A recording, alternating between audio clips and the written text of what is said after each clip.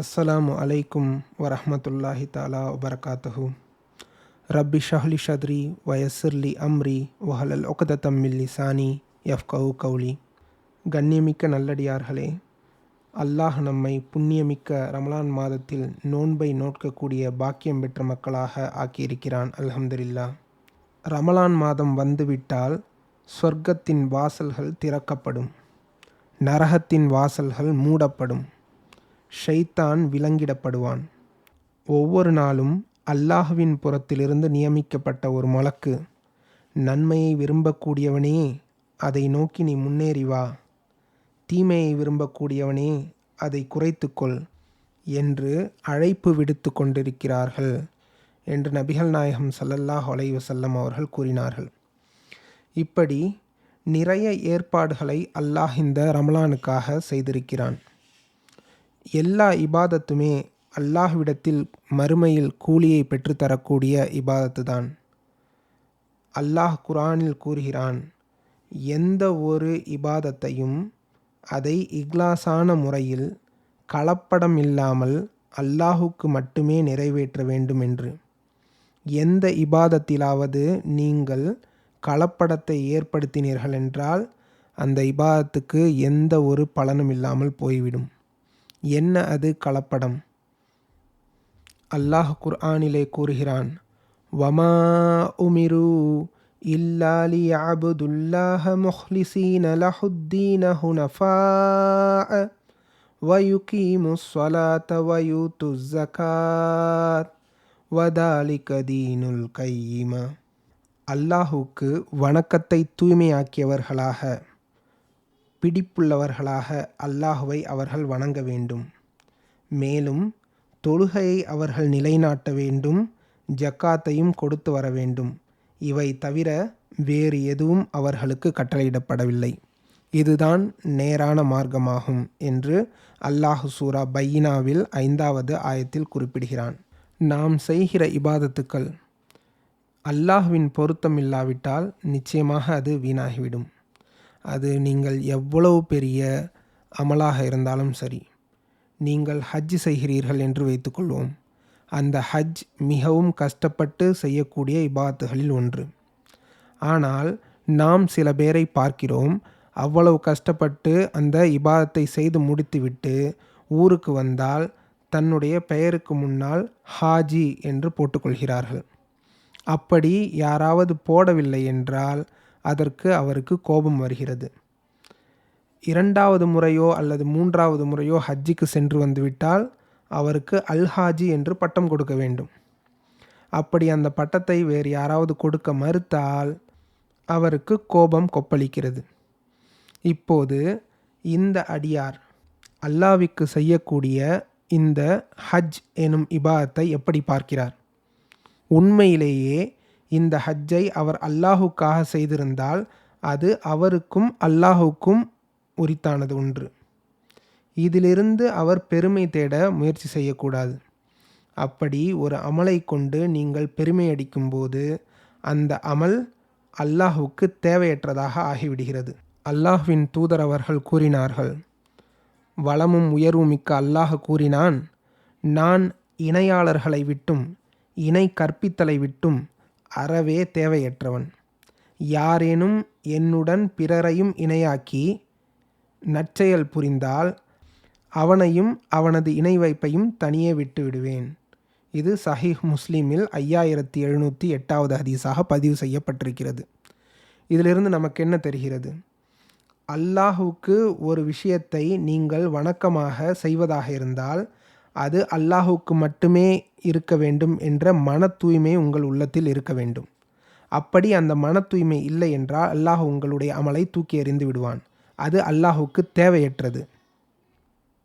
நீங்கள் அல்லாஹுக்காக வேண்டி அமல்கள் செய்யும்போது உங்களுடைய எண்ணம் எப்படி இருக்க வேண்டும் என்று அல்லாஹ் குர்ஆனில் சூரா அல் அன்ஆம் அத்தியாயத்தில் 162வது வசனத்தில் குறிப்பிட்டு காட்டுகிறான். குல், சொல்லுங்கள், இன் சொலாத்தி வ நுசுகி வ மஹ்யாய வ மமாத்தில்லாஹி ரப்பில் ஆலமீன்.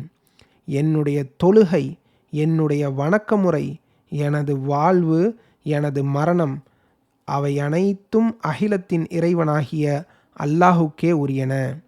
லா ஷரீக லஹு வபிதாலிகல் உமிர்து வ அன அவ்வலுல் முஸ்லிமீன்.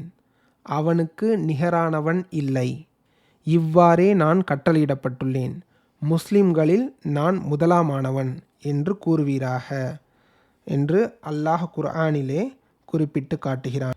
நீங்கள் ஒரு அமலை செய்கிறீங்க, அது உண்மையிலேயே அல்லாஹுக்காக கூட இருக்கலாம், அல்லது மற்றவர்களுக்கு காட்டுவதற்காக வேண்டி கூட நீங்கள் செய்யலாம். உதாரணமாக, நீங்கள் தொழுவ போகிறீங்க, அந்த தொழுகை உண்மையிலேயே அல்லாஹுக்கு பயந்து அல்லாஹுக்காக தொழுபவராக கூட இருக்கலாம், அல்லது மற்றவருக்கு காட்டுவதற்காக வேண்டி, மற்றவர் உங்களை நல்ல தொழுகையாளி அப்படின்னு சொல்லிட்டு புகழணும், அல்லது நல்ல இபாத் செய்யக்கூடிய மனுஷன் அப்படின்னு சொல்லிட்டு மற்றவர்கள் நினைக்கணும் அப்படிங்கிறதுக்காக நீங்கள் தொழுகையை செய்யலாம். இப்படி ஒரு கலப்பான எண்ணம் உங்களுடைய மனதில் இருந்தால் அந்த தொழுகை அல்லாஹுக்கு தேவையற்றது.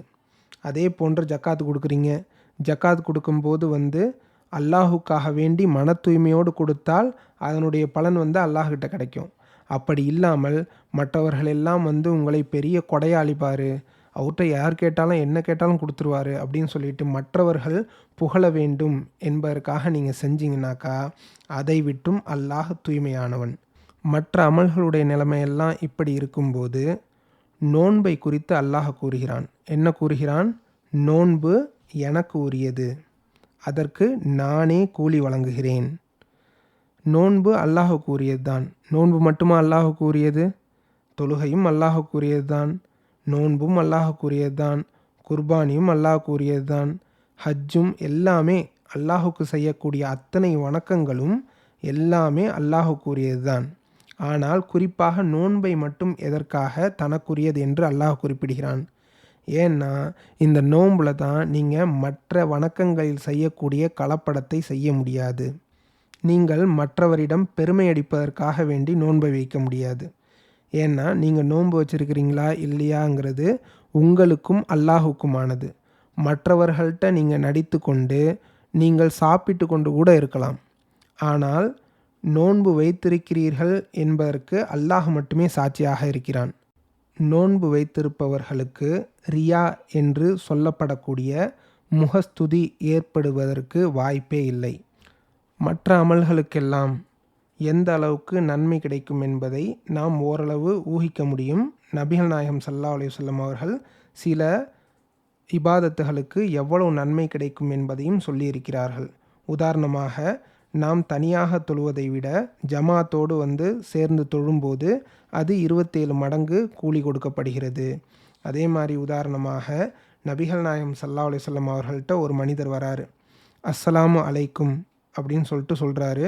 நபிகள் நாயகம் ஸல்லல்லாஹு அலைஹி வஸல்லம் அவர்கள் அவருடைய சலாமுக்கு பதில் சொல்லிவிட்டு சொல்கிறாங்க, இவருக்கு 10 நன்மைகள். மற்றொருவர் வராரு, அவர் அஸ்ஸலாமு அலைக்கும் வரஹ்மத்துல்லா அப்படின்னு சொல்லிட்டு சொல்கிறாரு. நபிகள் நாயகம் ஸல்லல்லாஹு அலைஹி வஸல்லம் அவர்கள் அவருக்கு பதில் சொன்னதுக்கப்புறம் இவருக்கு 20 நன்மைகள் அப்படின்னு சொல்லிட்டு சொல்கிறாங்க. மூன்றாவதாக ஒருத்தவர் வராரு, அவர் அஸ்ஸலாமு அலைக்கும் வரஹ்மத்துல்லாஹி வ பரக்காத்தஹு என்று கூறினார். அதுக்கும் நபி ஸல்லல்லாஹு அலைஹி வஸல்லம் அவர்கள் பதில் சொல்லிட்டு அவர் உட்கார்ந்த பிறகு இவருக்கு 30 நன்மைகள் அப்படின்னு சொல்லிட்டு சொல்கிறாங்க. இந்த ஹதீஸ் இம்ரான் பின் ஹுசைன் ரலியல்லாஹு அன்ஹு அறிவிக்கக்கூடிய ஹதீஸ் அபூதாவுதில் 4521வது ஹதீஸாக பதியப்பட்டிருக்குது. இப்போது இது போன்று ஒரு அமல் நீங்கள் செய்தால் அதுக்கு குறைந்தபட்சம் 10 நன்மைகளும் அதிகபட்சம் 70 நன்மைகளும், அதை இக்லாஸோடு மன தூய்மையோடு நீங்கள் செய்திருந்தால் அதற்கு 700 மடங்கு நன்மைகளும் அல்லது அதற்கு மேல் நன்மைகளையும் அல்லாஹ் கொடுக்கிறான்.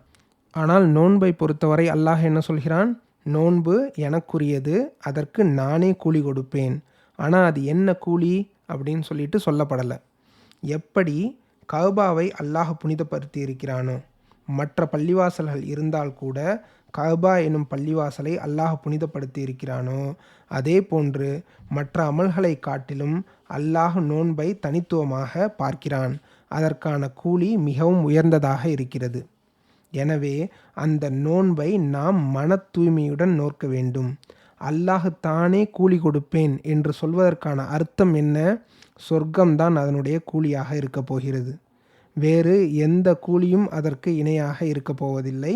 அதனால் நோன்பு நோட்பவர்கள் செய்யக்கூடிய மற்ற அமல்களை காட்டிலும் நோன்பு உயர்ந்ததாக பார்க்கப்படுகிறது. கியாமத் நாளில் அல்லாஹ் மனிதர்களை நிற்க வைத்து அவர்களுக்கு கேள்வி கணக்குகளை முடித்துவிட்டு அவர்கள் செய்த நன்மைக்கு ஏற்ப அவர்களுக்கு சொர்க்கமோ நரகமோ விதிக்கப்படும். ஒரு கூட்டத்தினர் இருப்பார்கள், அவர்கள் சொர்க்கம் என்று விதிக்கப்பட்டவர்கள். அவர்கள் சொர்க்கத்துக்கு போவதற்கு முன்னாடி அல்லாஹ் சொல்வான், நில்லுங்க நில்லுங்க, எங்கே போகிறீங்க? நீங்கள் எனக்கு செய்த அமல்களுக்கு நான் கூலியை தந்துவிட்டேன். நீங்கள் மற்றவர்களுக்கு அநியாயம் செஞ்சுருக்கீங்களே, அந்த அநியாயத்துக்கு நான் இப்போ பதில் சொல்லிட்டு போங்க அப்படின்னு சொல்லிட்டு ஒவ்வொருவரையாக அல்லாஹ் கூப்பிடுவான். சொர்க்கம் என்று வாக்களிக்கப்பட்ட ஒரு நபரிடமிருந்து அல்லாஹ் சொல்வான், நீ இவனுக்கு இந்த வகையில் அநியாயம் செய்திருக்கிறாய், இப்போது என்ன சொல்லப் போகிறாய்? அல்லாஹ், நான் என்ன செய்ய முடியும், உன்னுடைய நன்மையிலிருந்து அதற்கு பகரமாக கொடு என்று சொல்லுவான் அல்லாஹ்.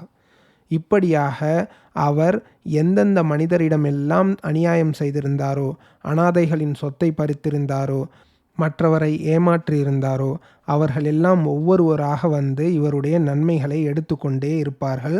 கடைசியில் அவரிடம் நன்மை என்று எதுவுமே இருக்காது. அதன் பிறகு மேலும் நபர்கள் வந்து கொண்டிருப்பார்கள். அவர்களிடம் வந்து உள்ள பாவங்களை இவருக்கு பங்கு வைக்கப்படும். இப்படியாக சொர்க்கம் என்று வாக்களிக்கப்பட்ட ஒரு நபர் நரகவாதி என்று தீர்ப்பாகிவிடும். அப்படி இருக்கும்போது அவருடைய அமல்களில் மற்றவர்களுக்கு அல்லாஹ் பங்கு வைக்கிறான் இல்லையா, அந்த மற்ற அமல்களில் இருந்து மட்டுமே பங்கு வைப்பானே தவிர அவருடைய நோன்பில் அல்லாஹ் கை வைக்க மாட்டான். அவர் வைத்த நோன்பு அவருக்கு மட்டுமே, அதிலிருந்து யாருக்கும் பங்கிட்டு கொடுக்கப்படாது. மற்ற எந்த அமல்களுக்கும் இந்த சிறப்பு இல்லை. தல்ஹா பின் உபைதுல்லா என்ற சஹாபி சொல்கிறாங்க, பலி என்ற பகுதியை சேர்ந்த 2 நபர்கள் அல்லாஹுடைய தூதரத்தில் வந்து இஸ்லாத்தை ஏற்றுக்கொள்கிறார்கள். அவர் ஒருவரை விட ஒருவர் அதிகமாக இபாத்தில் ஈடுபடக்கூடியவராக இருக்கிறாரு. அவர் என்ன பண்ணுறாரு, இஸ்லாத்தை ஏற்றுக்கொண்டவுடன் அல்லாஹுடைய பாதையில் ஒரு போரில் கலந்து கொண்டு ஷஹீதாக்கப்படுகிறார். அவரோடு சேர்ந்து இஸ்லாத்தை ஏற்றுக்கொண்ட மற்றொருவர் 1 வருடம் வாழ்கிறார் கூடுதலாக. அதன் பிறகு மரணமடைகிறார். தல்ஹா பின் உபைதுல்லா ரலியல்லாஹு அன்ஹு அவர்கள் சொர்க்கத்தின் வாசலில் அமர்ந்திருப்பதை போன்று ஒரு கனவு காண்கிறார்கள். அப்போது அந்த இருவரும் சொர்க்கத்தின் வாசலுக்கு வருகிறார்கள். யார் 2வதாக இருந்தாரோ, 1 வருடம் கழித்து இறந்தாரோ, அவரை சொர்க்கத்திலிருந்து அழைக்கப்படுகிறது. அவர் முதலில் செல்கிறார். அதன் பிறகு முதலாவதாக இறந்த ஷஹீதாக்கப்பட்ட அவரை வந்து சொர்க்கத்திலிருந்து அழைத்து செல்கிறார்கள். தல்ஹா ரலியல்லாஹு அன்ஹு அவர்களிடம் சொல்லப்படுகிறது, உங்களுக்கு இன்னும் நேரம் வரவில்லை, நீங்கள் திரும்பிச் செல்லலாம் என்று. காலையில் தல்ஹா ரலியல்லாஹு அன்ஹு அவர்கள் எழுகிறார்கள். மக்களிடம் இந்த செய்தியை தெரிவிக்கிறார்கள். மக்கள் எல்லாம் ஆச்சரியமாக என்ன கேட்கிறார்கள் என்றால், அதெப்படி ஷஹீதாக்கப்பட்டவர் 2வதாக சொர்க்கம் போகிறார், ஷஹீதாக்கப்படாமல் 1 வருடம் வாழ்ந்து இறந்தவர் எப்படி வந்து முதலாவதாக சொர்க்கம் போகிறார் என்று. இந்த செய்தி நபிகள் நாயகம் ஸல்லல்லாஹு அலைஹி வஸல்லம் அவர்களுடைய காதுக்கு வருகிறது. அப்போது நபிகள் நாயகம் ஸல்லல்லாஹு அலைஹி வஸல்லம் அவர்கள் கூறினார்கள், இதில் என்ன உங்களுக்கு ஆச்சரியம் இருக்குது? அவர் 1 வருடம் அதிகமாக வாழ்ந்திருக்கிறார். அவரை விட அதிக அளவு இபாதத்து செய்திருப்பார். அவர் ஒரு ரமலானை அடைந்திருக்கிறார். அதில் நோன்பு நோற்றிருக்கிறார். சில தொழுகைகளை அவர் தொழுதிருப்பார். அப்படியென்றால் அவருக்கும் ஷஹீதாக்கப்பட்டவருக்கும் வானத்திற்கும் பூமிக்கும் இடையிலான தூரம் இருக்கிறது. அந்த 1 வருடம் அவர் ரமலானை அடைந்து செய்த நன்மைகள் இருக்கிறது இல்லையா, அது ஒரு ஷஹீதை விட அவருக்கு மிகப்பெரிய தரத்தை வந்து அல்லாஹ்விடத்தில் ஏற்படுத்தி கொடுத்திருக்கிறது. இந்த ஹதீஸ் இப்னு மாஜாவில் 3925வது ஹதீஸாக பதியப்பட்டிருக்கிறது. அப்படியென்றால் நம்முடைய வாழ்க்கையில் வரக்கூடிய ஒவ்வொரு ரமலானும் நமக்கு கிடைத்த பொக்கிஷம். அல்லாஹ் நம்மை ரமலானை அடைய வைத்திருக்கிறான் என்றால் அது நம்மின்பால் உள்ள கருணை. அப்படி இருக்கும்போது நாம் அடைந்திருக்கக்கூடிய இந்த ரமலானில் நாம் செய்யக்கூடிய அமல்களை இக்லாஸோடு அல்லாஹ்வுக்காக மட்டுமே என்று நினைத்து உங்களுடைய அமல்களை உள தூய்மையுடன் செய்யுங்கள். அல்லாஹ் நம் அனைவருடைய அமல்களையும் ஏற்று நம் அனைவருக்கும் ஜன்னத்துல் ஃபிர்தௌஸை அல்லாஹ் பரிசாக அளிக்க வேண்டும். வாஹ் தவானா அல்ஹம்துலில்லாஹி ரப்பில் ஆலமீன்.